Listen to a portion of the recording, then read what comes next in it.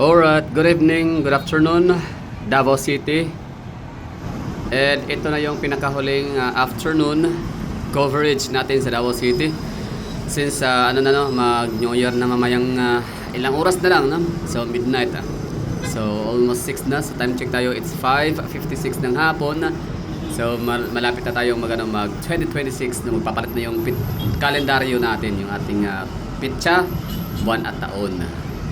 So ito pa rin tayo sa Davao City, nakaharap pa rin, no, sa downtown area.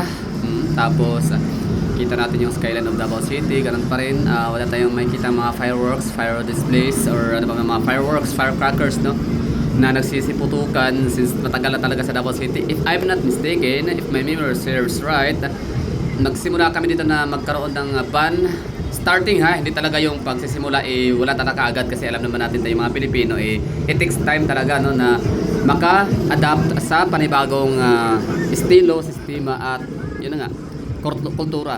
So tinanggal yun dito sa Davao City. As far as I remember, it's 2001.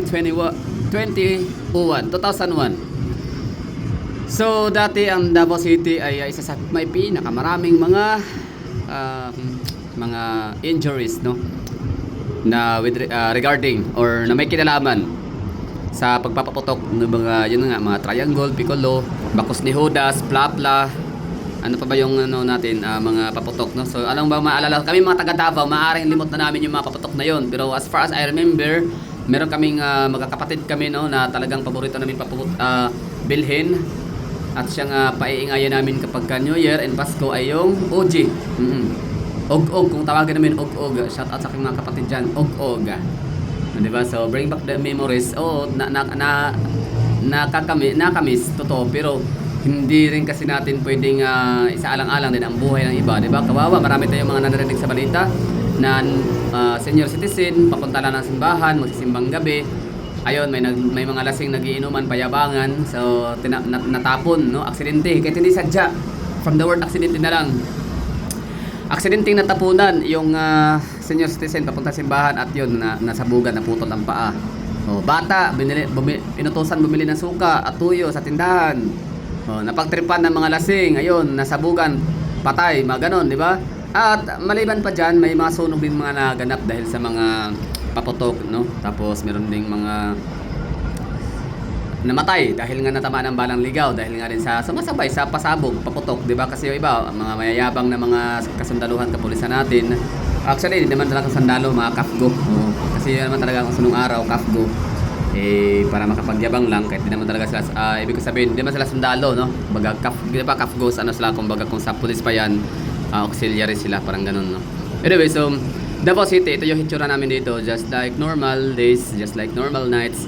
Wala kang makikita mga yun na nga, mga nagliliparang mga paputok, umiilaw sa kalangitan. Pero mamaya, try natin na makakuha tayo or makahanap tayo ng perfect spot para maka-witness ng fireworks display sa Island Garden City of Samal. So ito yung Davao City, last night, no, of Davao City.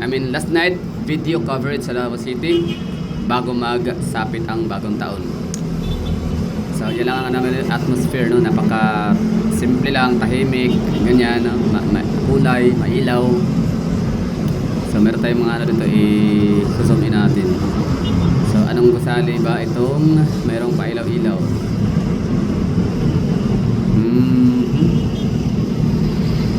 Hindi ko alam ano yun. Basta somewhere in yan, downtown area. Royal Mandayo Hotel or Marco Polo. Basta makulay ang Davao City during night time, kasi nga marami kaming mga building dito na nagpapasiklaban din sila ng mga pailaw-ilaw nila.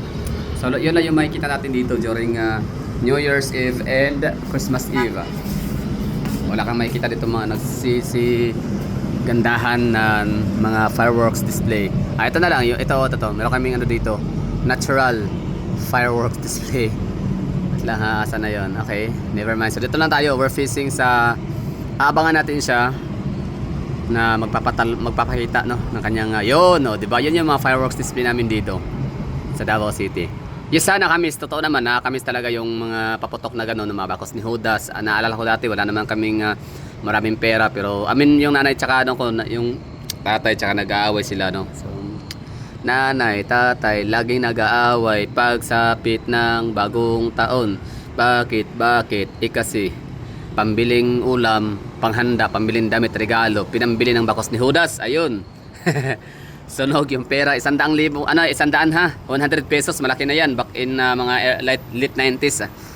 Sabi ito mga 1997, 1996, 1995. Yung mga time na yan, napakalaking halaga ng napakalaki ng value ng 100 pesos. Ang dami mo nang mabibiling mga regalo, mga damit, tsinelas, ganyan, no? Or makabili ka na ng mga pagkain sa bahay, Noche Buena, panghanda.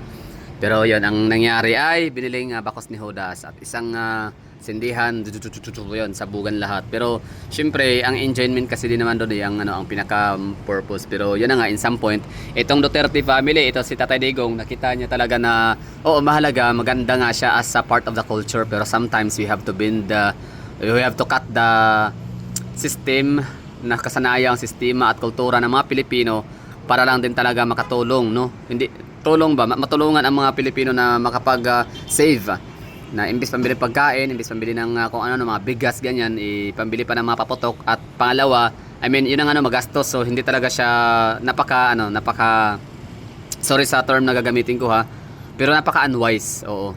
Hindi ko naman sinabing stupid, pero sounds like parang ang stupid naman yata talaga, no, na maniniwala tayo sa kasabihang malas-malas, swerte-swerte na yung parang paputok tayo ng ganito, ganyan para magsisilayasan ang mga demonyo, mga diablo. Pero wala, hindi yun, parang napaka-practical talaga ng mga Duterte sa totoo lang, no? So hindi nila masakit man sa kailang puso yan, damdamin na i-implementa yung ganong batas kasi nga maano sila, no? Maawa nga sila sa mga Pilipinong nakasanayan.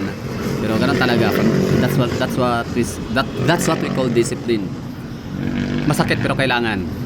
Kasi yan ang nararapat.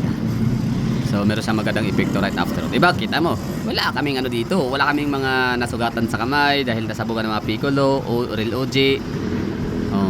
Mga triangle, ano pa, hindi kami nasabugan ng mga plapla, bakos ni Judas. Ano pa ba ha, mga ganyang mga laruan. Actually ako, nabiktima ako dati. Muntik na akong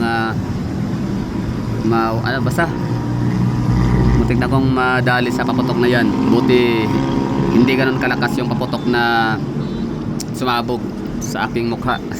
Patay sa tatlo kaming patay ako yung parang ako na yung patay na ako, tapos yung dalawa kong kapatid pa, dalawang kuya, pinatay din ng nanay, parang ganun, diba? So tatlo sana yung casualty ng time na yun. Buti na lang hindi. At yun, maraming mga magagandang epekto talaga na tinanggal itong binan yung mga paputok sa Davao City. So this is para sa akin okay lang, no, kasi ang dami din kasi naman talagang magbebenepisyo. Unang-una yung mga babae, kasi mga babae di naman talaga sila mahilig diyan, no, mga lalaki lang. So pangalawa, mga senior citizen. Pangatlo, mga bata. Pangapat, mga aso, pusa, ganyan. So sila safe, hindi sila mas-stress during New Year's Eve, di ba? Hindi sila mangatog sa takot at kaba na yan na nga, daming paputok, ingay. Tapos one more thing is marami tayong na save ng mga asthmatic people, 'di ba? So yung mga may asthma, may hika, hindi na sila atakihin, hindi na sila matitrigger during Christmas Eve and New Year's Eve kasi wala nang paputok. So that would be all. Thank you for watching. Ano pa bang mga magandang epekto sa mga paputok na yan? I mean, ano pa ba ang mga magandang epekto noong ipinagbawal ang mga fireworks display, mga paputok na yan, mga firecrackers, fireworks display? Let me know in the comment box, baka ako meron pang hindi nasabi at aking nakaligtaan. So that would be all.